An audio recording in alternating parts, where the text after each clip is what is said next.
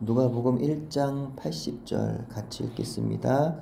아이가 자라며 심령이 강하여지며 이스라엘에게 나타나는 날까지 빈들에 있으니라. 아멘. 사람들은 몸의 건강을 중요하게 생각합니다. 몸이 건강하면 마음도 건강해지고 영도 건강해지는 것이라고들 생각을 합니다. 하지만 성경은 반대로 말씀합니다. 영이 건강해지면 마음도 건강해지고 영도 건강해진다라고 성경은 말씀합니다. 그래서 요한3서 1장 2절에는 이렇게 말씀합니다. 사랑하는 자여 내 영혼이 잘됨 같이 범사에 잘되고 강건하기를 내가 간구하노라. 세례 요한은 자랄수록 심령이 강하여졌습니다.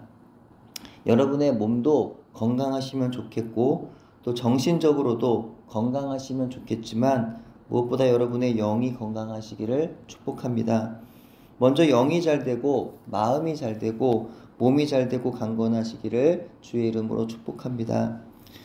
주변에서 몸이 아프신 분들을 보는 것도 안타깝지만 그분들의 심령이 아픈 것을 볼 때 더욱 안타깝습니다.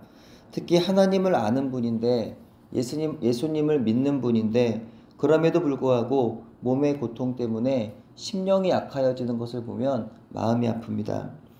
우리가 사는 날 동안 몸이 아픈 건 어쩔 수 없어도 몸이 아파도 하나님의 나라 가면 되지만 심령이 아파서 믿음을 잃으면 그것이야말로 큰일이 아니겠습니까? 그러므로 무엇보다 여러분의 심령이 강하여지기를 축복합니다. 어떤 일이 벌어져도 믿음 잃지 마시기를 바랍니다. 나는 약하여도 여러분 안에 항상 계시는 예수님의 영이신 성령님의 능력을 의지함으로 여러분의 영혼은 항상 강하시기를 축복합니다. 세상에서는 훌륭한 일꾼이 되려면 많은 능력을 쌓아야 합니다. 많이 공부하고 많이 능력을 쌓아야 좋은 데 취직도 할 수 있고 그런 사람에게 일할 수 있도록 일도 맡겨지기 마련입니다.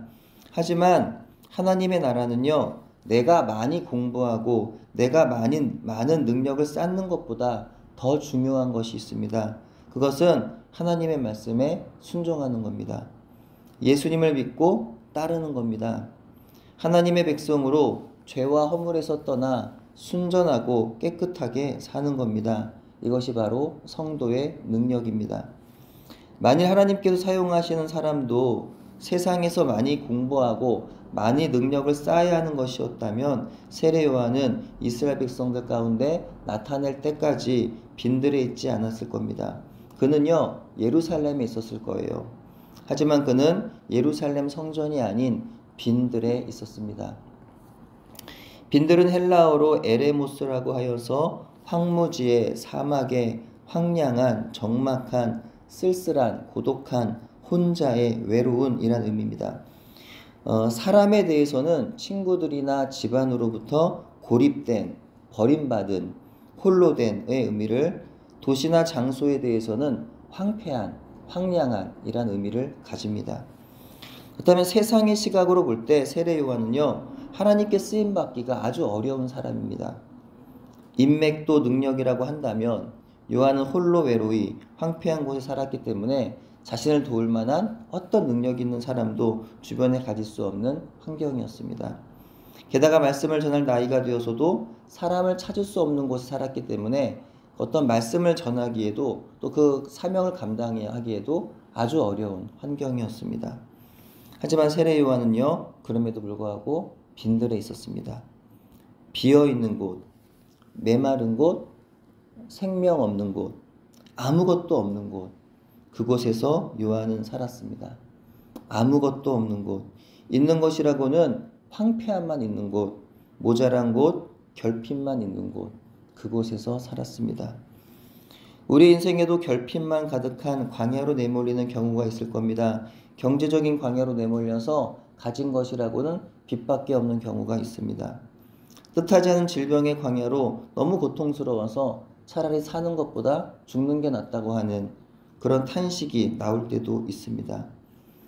사람의 광야로 부모도 자식도 배우자도 모두가 내 마음 같지 않을 때가 있습니다.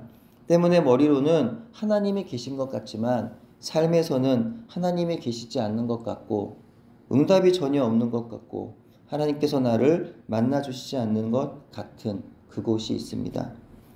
아무것도 없는 곳, 있는 것이라고는 고통과 실망과 어둠만 자리한 그곳.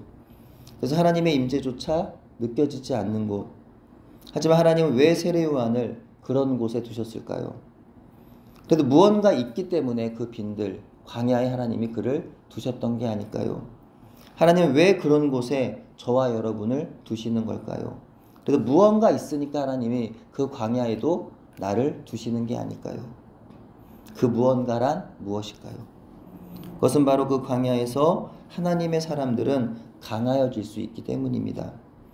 광야를 지나며라고 하는 찬양의 가사 그대로 광야 그곳이야말로 하나님께서 나로 하여금 고독하게 하시고 세상 어디에도 기댈 곳이 없게 하심으로 주님 손 놓고는 단 하루도 살 수 없는 곳임을 깨달아 알게 하기 때문입니다. 그곳이 나를 정결하게 만들고 그곳이 성령께서 나의 영을 다시 새롭게 하는 그런 곳이기 때문입니다. 하나님의 사람, 진짜 그리스도인이 되려면 먼저 나를 부인해야 됩니다. 먼저는 나를 부인하고 그리고 십자가를 지고 예수님을 따라야 합니다. 근데 인생에 광야가 없어도 자기를 부인할 수 있는 사람이 과연 몇이나 될까요? 내 힘으로도 충분히 살아갈 수 있는데 그런데도 하나님을 의지할 사람이 과연 있을까요? 철저히 내 자아가 낮아지고 부서지고 꺾여지고 깨어지지 않고서 인간의 그 더럽고 비참한 죄성은 사라지지 않습니다. 그 상태로는요, 하나님을 사실상 인정할 수도 예배할 수도 의지할 수도 없는 것이죠. 내가 살아있는 한, 내 자아가 죽지 않는 한 어느 누구도 하나님 앞에 온전히 설 수가 없는 겁니다. 광야를 히브리어로 미드바르라고 합니다. 다바르가 말하다라는 뜻인데 맴이 붙어서 말하지 않다, 침묵하다라는 뜻이에요. 그러니까 광야는 사람의 목소리를 전혀 들을 수 없는 황량하고 적막한 곳을 의미합니다. 아무것도 없는 곳이기 때문에 하나님마저 계시지 않는 것처럼 보여지는 곳이에요. 하지만 바로 그곳이야말로 하나님의 음성을 더욱더 또렷하게 들을 수 있는 곳이 됩니다.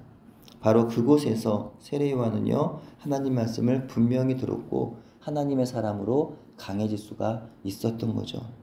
바울 사도 역시도 다메섹에서 예수님을 만난 이후에 아라비아 사막에서 3년간 거하며 하나님 말씀을 들음으로 그리스도의 복음의 증인으로 강하게 설 수가 있었던 것입니다. 우리가 만약 예수를 믿지만 여전히 약하다고 한다면 우리에게는요, 아직 광야의 경험이 없기 때문일 겁니다.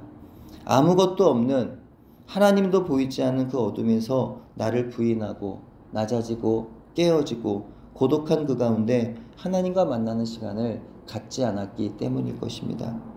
아무것도 없는 그곳, 있는 것이라고는 황량함과 고독함과 실망과 고통만 가득한 그곳, 그 빈들에서도 그 광야에서도 하나님 말씀에 귀를 기울이는 저와 여러분 되기를 바랍니다. 그곳에서 나를 말씀으로 만나주시는 하나님의 은혜를, 그래 나로 하여금 강하게 하시는 하나님의 능력을 경험하는 저와 여러분 되기를 바랍니다. 바라기는 지금 어떤 광야의 길을 걷고 있더라도 하나님을 향한 목마름, 예수님을 향한 갈망으로 끝까지 그분으로부터 온 은혜를 사모함으로 기도하며 말씀 가운데로 나아가기를 중단하지 않는 저와 여러분 되기를 간절히 소원합니다. 기도합니다. 하나님, 내 인생의 빈들에도 하나님은 계셨습니다.